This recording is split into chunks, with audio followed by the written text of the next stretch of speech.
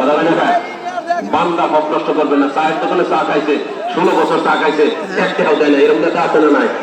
টাকা চাইলে তো দেয়, তার কাছে টাকা থাকি না।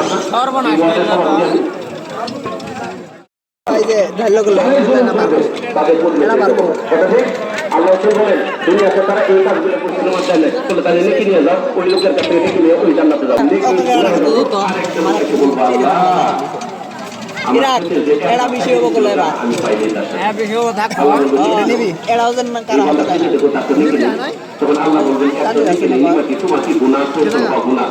তোমার গুণা কি এড়ে দিয়ে যাও, তুমি জান্নাতে যাও।